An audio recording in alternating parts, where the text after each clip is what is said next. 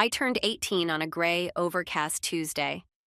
The kind of day where the sky looks like old dishwater and the birds don't bother singing. I remember because I'd baked my own cake, a small one, with leftover flour and half a stick of butter I found in the back of the fridge. My parents hadn't said a word about my birthday, but I was used to that by now. I was born late into my parents' lives, an unplanned child after years of fertility issues and failed treatments. They never really bonded with me. I didn't understand it when I was younger, but I learned early that silence was safer than asking questions. My mother, Margot, was an icy woman, always perfectly put together, nails like little pink knives. My father, Douglas, was quieter, colder in a different way.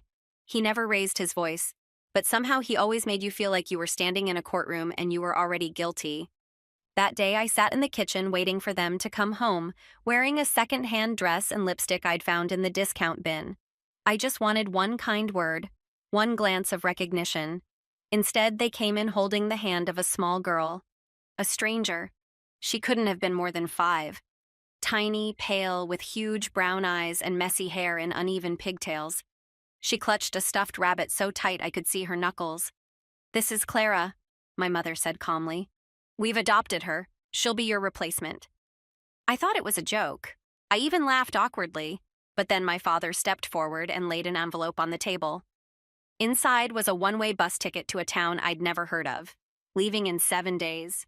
"You have 1 week to leave," he said. That was all. No explanation, no anger, just cold efficiency. Like it was a business transaction and I was some underperforming employee being let go. I was numb for a long time. I don't remember much of what I did that night, except I didn't cry. I think the years had already squeezed most of the tears out of me. The next morning, I went to the bank to check the savings account I'd secretly opened at 16. Money I'd put away from tutoring neighborhood kids and cleaning houses after school. It had been modest, maybe just enough for a month of rent and some groceries. The balance was 0. They had emptied it. My parents had taken every cent. I came home shaking, humiliated, and terrified. I remember standing in the hallway and hearing Clara's giggle echoing through the house. My room had already been half-packed by my mother. She was in there now, folding my things with robotic precision. I didn't speak to her. I couldn't. That night, I slept on the floor of my room, not in defiance, but because my bed was gone. Sold, probably. In the quiet hours before dawn, I began to plan. I wasn't going to beg. I wasn't going to scream. I was going to disappear in 7 days like they asked. But when I left, I would take everything. Not just their money. Everything. By the second day, I stopped crying on the inside. There's a moment. Maybe it only comes after you've lost everything, when your heart just freezes over. You stop hoping for kindness. You stop expecting help. Something hardens in you, and that hardness, it carries you. I spent the morning in the library, not because I had a plan, not yet, but because it was warm and no one asked questions. I took out a notebook from the community desk and started writing everything I knew about my parents. Not the surface stuff, but the real things. Where they banked, the names of my father's clients, the files he kept locked in his study, the code to the safe that he thought I didn't know. Douglas was a financial advisor. He handled estates, trusts, and retirement portfolios for people who didn't want to think about money but had plenty of it. That meant names, passwords, quiet vulnerabilities. I'd overheard too many things over the years. Margot was the social face. She hosted little wine and cheese evenings, smiled like a politician, and always acted like I wasn't hers. She'd lied so easily to people about me. "Our niece," she once called me when I came downstairs during one of her book clubs. I was 15. I'd never forgotten it. They'd built a life on appearances, but I knew the cracks. When I came home that afternoon, I made sure to be quiet. Clara was playing in the living room with some new toys. Margot was on the phone, speaking softly in her rehearsed, pleasant tone. "No, she'll be gone in a few days. Yes, it's all arranged. We didn't tell her about the fund, of course. Legally, she's still entitled, but, well, I'm sure she won't have the resources to challenge it." That word stuck in my head. Fund. I crept back out the door and didn't return until after dark. I slept at the bus station that night. It was cold, but not as cold as the house. In the early hours, I started making a list, a real plan. Day 1, survival. Day 2, information. Day 3, access. Day 4, isolation. Day 5, exposure. Day 6, execution. Day 7, vanish. I didn't know how it would all happen yet, but I had the bones. On the third day, I approached someone I hadn't seen since we were both kids, Mr. Faulkner, the old janitor from my primary school. He ran a pawn shop now, a cluttered little hole in the wall that smelled of rust and lemon oil. I cleaned his classroom every afternoon when I was 10, working off library fines and trying to avoid going home too early. He was one of the few adults who'd ever spoken to me like I mattered. He didn't recognize me at first. I guess I'd changed more than I thought. But when he did, his face softened in a way that made my throat tighten. I told him a version of the truth. Not everything, but enough to let him know I needed help. A place to sit, to think, and maybe use his computer. He offered me the dusty chair behind the counter, poured me a cup of tea, and said, "You planning to disappear or make someone wish they had?" I didn't answer. He nodded slowly. Thought so. He didn't ask more. In his back room, I began the real work. I checked the bank my father used, logged into my own account again, still zero. But I also checked the joint accounts, using logins I'd guessed long ago from old Post-it notes he carelessly left on the kitchen counter. That's when I found it. The family trust account. The one that had been opened when I was born. The one my mother had mentioned, thinking I wasn't listening. It was still in my name, and it held more than $160,000. They hadn't closed it. They couldn't, not legally. But they hadn't expected I'd find it. That was their first mistake. The fourth day was for access. If I wanted to do real damage, I couldn't just skim the surface. I needed to get inside. Inside the house. Inside the accounts. Inside their heads. Mr. Faulkner let me sleep in the storage room that night, tucked between stacks of secondhand books and old fishing rods. He didn't ask questions. Maybe he saw too much of the past in my eyes to pry. That morning, I returned home while they were out. I knew Margot took Clara to a weekday playgroup at the church 2 blocks over, and Douglas had his office across town. The house would be empty between 9 and 11. I still had my house key. I don't think they remembered. The air inside was quiet and pristine, like a museum display. My room had been fully cleared, not just of my belongings, but of me. My childhood photos were gone. The few books I'd kept were missing. Even the scratch on the floorboard I made when I was 12 had been sanded over, as if I'd never existed. But the study was untouched. Douglas was territorial about his space. I stepped in and closed the door behind me, heart pounding. I opened drawers carefully, took photos of every document, contracts, client names, password hints scribbled in his handwriting. I found 2 USB drives unlabeled. I pocketed both. Then I turned to the safe. The code was easy. The date he married Margot. He said it was the only day that had ever gone exactly according to plan. Inside were 3 ledgers and an old flip phone. I didn't touch the ledgers, not yet. But the phone, that was strange. It still worked. There were only 6 numbers in it. One labeled DR Private, one Mother, another Brent. I took photos of each screen. On my way out, I passed Clara's room. It used to be mine. The wallpaper was different now, pale yellow with little white clouds. She was already being groomed into their story. It struck me then that Clara wasn't a daughter to them. She was a prop, a fresh start, one that wouldn't ask questions. But why now? Why, after 18 years of cold indifference, did they suddenly care to erase me? At the pawn shop, I used Faulkner's computer to dig into the trust. I called the bank from a burner phone he let me use, pretending to be a nervous girl trying to learn how to access an account she'd just turned eligible for. The man on the phone was helpful. Said I'd need ID and proof of emancipation or a notarized statement that my guardians no longer supported me.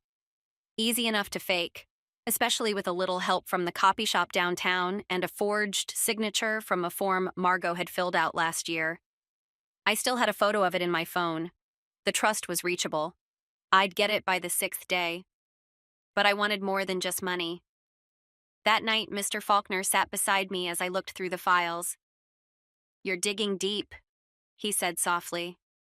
"I have to," I replied. "They made sure I had nothing. I want them to feel what that's like." He looked at me a long time, then said, "Revenge is a powerful shovel, kid. Just make sure you're not digging your own grave with it." I didn't answer, because I didn't know if I cared anymore. The ledgers were the kind of thing you only see in crime dramas. Handwritten, meticulous, and deeply incriminating. There were 3 of them. 1 detailed personal expenses, real estate holdings, offshore transactions, and cash withdrawals labeled only with initials and vague descriptions like consulting or medical transport. The second was even more telling, a ledger of client assets. It was supposed to be an internal audit, but it tracked more than investments. There were notes beside some names. Wife unaware, silent transfer, uninsured, terminal. It was the 3rd book that stopped me cold. It wasn't financial. It was about children, dates, locations, institutions, adoption centers, fertility clinics, a dozen entries over 10 years. Some were scratched out, others updated with comments like returned, unsuitable, finally approved. Next to Clara's entry were 4 stars and the words, perfect age, unattached, no known relatives. I stared at the page for a long time. Clara wasn't a whim, she was a selection. I sat back, suddenly sick to my stomach. What were they doing? Collecting children? Were they buying them? Testing them? There were numbers, codes maybe, that looked like file IDs. It wasn't just about love, or even image. There was something clinical behind it, something planned. I copied every page, The next day, I went to the small-town courthouse. With a few tweaks to a standard emancipation document and a fake notary seal, courtesy of a man Faulkner knew who owed him a favor, I now had proof that my parents no longer claimed me. I faxed it to the bank. The trust would be available by the following morning. That night, I sat in the dark of the pawn shop, flipping through the old burner phone again. DR private. I tried the number. It rang once, twice, then a voice. Calm, male, British accent, it said, "This number is no longer in service." Click. I tried another. Brent. This time, a voice picked up on the second ring. Yeah? I didn't speak. Doug, that you? I hung up. Something about that voice unsettled me. It was too casual, too confident. I looked deeper into the USB drives. One had encrypted files. The other had folders of photos, some dated as far back as 2009. All of children, group shots, individual close-ups. Some I recognized from the ledger. Some were in hospitals, others in what looked like foster homes. One had a name tag, Lucy, case 734. This wasn't just my family being cruel. This was bigger.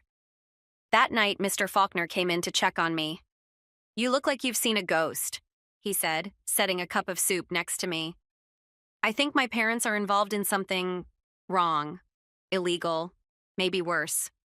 He didn't flinch, just sat beside me and said, "Then make sure when you burn it all down, there's no way for them to crawl back out of the ashes." I looked at him for a long time. "You ever do something like this before?" I asked. "No. But I've watched too many people walk away because they were too afraid to fight." "I'm not afraid." "I know," he said. "That's what scares me." The trust hit my account at 8:32 a.m. on the 6th day. I stared at the screen at Faulkner's pawn shop, the numbers almost unreal. It felt like someone else's life, someone who had power. I transferred a fraction of the amount to a separate, newly created account in a different name. A precaution, just in case my parents tried to reverse it. The rest I left sitting, untouched. Not because I didn't want it, but because I needed it to be bait. I didn't want to just take it. I wanted them to see me take it. I wanted them to feel it. That afternoon, I followed Clara and Margot to the community center where Margot volunteered on Wednesdays. Charity work, as she called it, though she mostly used it to collect praise. I waited until Margot was deep in conversation, and Clara was alone in the little fenced-in play area. I walked up slowly so I wouldn't startle her. "Hi," I said gently. She looked up, suspicious at first, but then smiled faintly. "Do you live in my house?" I blinked. "In my old room," she added. "Yes," I said. "I used to live there." She tilted her head. "Are you my sister?" I crouched down to her level. "No," I said softly, "but I used to be." She seemed to accept that without question. Then, out of nowhere, she whispered, "I don't like the man who comes at night." Every hair on my neck rose. "What man?" she shrugged. Not Daddy, different one. He has a red car. He talks to Mommy sometimes in the kitchen. He looks at me too long. I forced my voice to stay calm. Did he hurt you? She shook her head. He just stares. Mommy says he's going to take pictures of me next week. I don't want to. I nearly vomited on the spot. I walked away without saying goodbye. My hands were shaking so badly I couldn't unlock Faulkner's back door without dropping the key twice. Inside, I told him everything. He didn't speak for a while. Then he asked, "What do you want to do?" "I want to stop it. All of it. Not just leave. Not just take their money. I want them exposed. I want them ruined." He nodded once firmly. "Then we go public. But carefully. No police yet. If they're involved with the wrong people, it could disappear fast. You need proof, names, files, and someone credible to blow the whistle." I already knew who I could use. Douglas's biggest client, a woman named Eleanor Griggs, had always been wary of him. I'd met her once. She'd been kind but cautious. If she knew what was happening behind the polished facade he sold her, she might talk. Might even help. I called her that evening, pretending to be a worried former employee of Douglas's. I told her I had information she'd want. We arranged to meet at a diner on the edge of town the next day, my 7th and last day. As I hung up, I realized my heart wasn't pounding from fear anymore. It was excitement. Eleanor Griggs arrived at the diner precisely on time. She was the kind of woman who made you sit straighter just by entering the room. Late 60s, still elegant, eyes sharp as broken glass. "I don't do anonymous meetings," she said without sitting down. I slid a folder across the table toward her. "You'll want to see this before deciding if I'm wasting your time." She opened it. Inside were printed photos from the USB drive. Redacted, some blurred, all disturbing. Names she knew. Signatures that would be familiar. Most of all, ledgers with her own portfolio listed next to annotations like excess interest skim viable. When she finally sat down, her face had changed. "I knew he was dishonest," she muttered, "but not like this. There's more. I just didn't want to carry it all here." I told her everything. The trust fund, the files, Clara, the red car, the visits at night, Brent, the names on the burner phone. She listened in silence, fingers steepled under her chin. When I finished, she said, "You understand what you're suggesting, don't you?" "I do." "That Douglas and Margot may be part of something larger, selling children, grooming them, disposing of them when they're unsuitable. And you want to expose them?" "Yes." She was quiet for a long time. Then she said, "I'll help you, but not for free." I stiffened. "I'm not giving you money." "I don't want your money," she interrupted. "I want protection. If this network exists and I put my name on it, I need security. You're young and invisible. That's your advantage. I'll get a lawyer I trust. Someone outside this city. You give them the evidence. When the time is right, I'll go public. But I need your word that this isn't personal revenge, that this is about stopping it." I nodded slowly. "It started personal, but it's not just that anymore." "Good," she said. "Then let's burn them all." That evening, I returned to Faulkner's shop to prepare the final piece. Clara had to be moved. I knew now that Margot wasn't just compliant. She was managing things. The red car belonged to Brent, full name Brent R. Landon, former private contractor, fired 3 years ago for questionable conduct. He had ties to 2 other girls listed in the adoption ledger. I waited outside the house until after midnight. Brent's car wasn't there. I slipped in through the back. The lock hadn't changed. I went straight to Clara's room. She was awake, sitting on the bed, hugging her rabbit. "Are we going somewhere?" she asked, calm as a whisper. "Yes," I said, "somewhere safe." I didn't pack anything. I just wrapped her in a blanket and carried her out. She didn't make a sound. Mr. Faulkner had already cleared space in his upstairs apartment. He used to foster kids decades ago, back before his heart condition made it impossible. Clara settled in without resistance. She didn't even cry. That told me everything I needed to know. The next morning, Eleanor called. "The lawyer's ready. Bring everything." Day 7 had arrived. Tonight, I would disappear. But not before I destroyed the people who thought I was nothing. The lawyer's office was inside a nondescript brick building just off the highway. The kind of place you'd drive past 100 times and never notice. His name was Simon Dell. Late 40s, bookish, with the distracted manner of someone used to dealing with people too important to wait. But when he shook my hand, he looked me dead in the eyes. "I've reviewed the materials," he said without preamble. "You've got something real and dangerous. Is it enough?" "Legally? With what Eleanor can confirm and what you've documented? Yes, but don't mistake law for justice. If your parents are involved in something organized, someone will try to silence this." He sat back and opened a manila folder. Inside were 2 sets of documents. 1, we go the legal route, slow, formal, controlled. The authorities take it, you testify, likely publicly. You risk being targeted. 2, we go anonymous, dump everything. Media, online, encrypted leaks. More chaotic, but safer for you, and harder to stop. I looked at both sets. "What happens to me?" He hesitated. "Either way, your life as you knew it ends." "I think that already happened." He gave a small nod. "Then choose how you want it to end for them." I pointed to the second option. "I disappear, they don't." That afternoon, Simon walked me through the steps. A secure upload to multiple news outlets. A physical backup copy sent to an investigative journalist Eleanor trusted. Documents encrypted and stored offshore. A letter attached to each set, written in my own hand, explaining the truth without naming myself. Clara's name was left out entirely. The plan was in motion. At dusk, I went to say goodbye to Clara.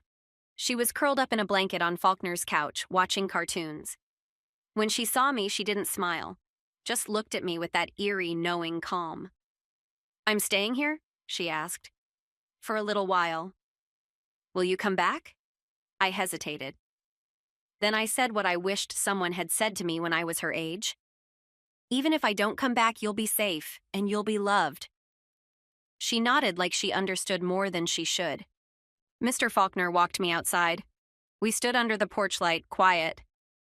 "I can get you to the bus station," he said. "I have a ride," I replied. He studied my face. "You're not running from this, are you?" "No, I'm stepping off their stage." He pressed something into my hand, a key. "Locker at the train depot. Inside's a passport, cash, phone. You vanish, you stay vanished." I hugged him then, tight. He didn't hug back at first, but then he did, and harder than I expected. "You're not them," he said into my hair. "Don't ever forget that." As I walked away, I felt the first real tears sting my eyes. It wasn't grief. It was release. The story broke 2 days later. I was sitting in a cheap motel room 2 states away when it hit the news. First, it was an anonymous whistleblower report on a niche investigative blog. Then it went wider. Local radio, then regional outlets. By the 3rd day, national headlines. Financial advisor tied to child trafficking probe. Allegations of falsified adoptions and financial exploitation. They didn't name me. They named Douglas. Photos surfaced of him and Margot smiling beside Clara, arms around her like proud parents. Those images were spliced next to spreadsheets, children's records, foreign transfers. My father's world unraveled overnight, and then it got worse. Several families came forward, families who'd worked with Douglas, who'd trusted him to handle special adoptions under the table. Some of them claimed ignorance, others not so much. It turned out the network didn't end with my parents. There were brokers, doctors, lawyers who'd signed off on placements that never should have passed background checks. It cracked like thin ice. Margot tried to play innocent at first, claimed she had no idea, but leaked emails said otherwise. Notes in her own handwriting matched ledger entries. Her voice, recorded on a call with Brent, the same man Clara had mentioned, surfaced 3 days after the initial reports. They weren't getting out of this. On the 6th day, the FBI got involved. I never celebrated. I didn't even smile. Instead, I changed hotels, switched phones, watched from a distance. The trust fund I'd split into several accounts. One I used sparingly, enough for cheap motels, bus tickets, burner phones. Another I wired to Simon, marked for Clara's long-term care. I didn't tell anyone. I didn't want her to grow up owing me anything. I just wanted her safe. Mr. Faulkner sent a message through Eleanor. "She's doing well. Draws every day. Eats pancakes now. It nearly broke me." I kept moving, always at night, always careful. A small town with a population under 2,000 became my new stop. I used the name Mara. I rented a room over a bakery, cleaned dishes for cash, and kept my head down. Nobody asked questions, and I didn't offer answers. One morning, as I swept crumbs off a table, a woman at the counter said, "You look like you've been running." I didn't flinch, just smiled and replied, "Maybe I've just stopped." But at night, I wondered, not if it was worth it. That part was clear. But if I'd ever stop looking over my shoulder. Justice had a cost. It didn't come with closure. It came with solitude. Still, when I lay down to sleep, I knew one thing. They would never hurt anyone again. And that was enough for now. It took 3 weeks before Douglas was arrested. He was in a hotel near the state line, using a fake name, carrying a passport that didn't belong to him. Authorities found him with 2 phones, a burner laptop, and nearly $90,000 in cash. He didn't resist. He barely said a word. According to the reports, he only asked if the girl had been found. They didn't know if he meant Clara or me. Margot lasted longer. She played the victim, spoke to reporters in rehearsed tones, claimed she had been manipulated by her husband, claimed she'd only wanted to help children. But too much had already surfaced. Her voice on those recordings, her notes in the ledgers, the email correspondence between her and Brent. She was indicted a month later. The trial made national headlines. It wasn't just about me anymore. Other victims came forward. Parents who had lost custody through shady adoption rescues. Children shuffled between homes like property. Medical records falsified. A foster facility in another state was shut down completely after one of the USB drives was traced to its director. Douglas pled guilty to avoid a life sentence. He received 28 years. Margot fought. She lost. 18 years without parole. I watched none of it live. I read the transcripts, the news blurbs, but I never sat through a single broadcast. I didn't need to. I had already sentenced them. Clara stayed with Faulkner. Officially, he was her guardian. Unofficially, Eleanor made sure nothing could touch them, financially or legally. Clara was enrolled in school under a new surname.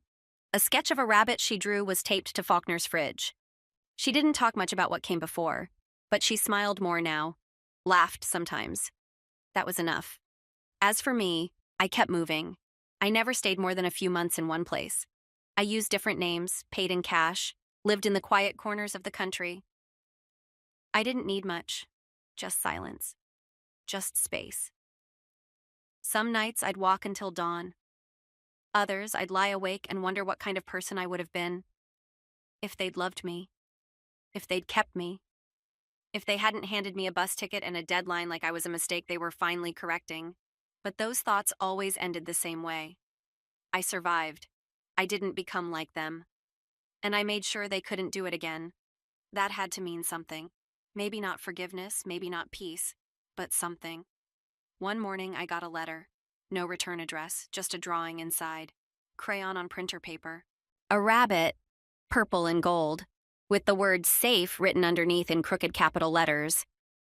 I didn't cry, but I did smile. I folded it carefully and put it inside a small metal box I carried with me, not because I needed to hold on to the past, but because I needed to remember what came out of it. Not money, not revenge, a life saved, a voice restored, a beginning, and maybe, just maybe, the start of my own.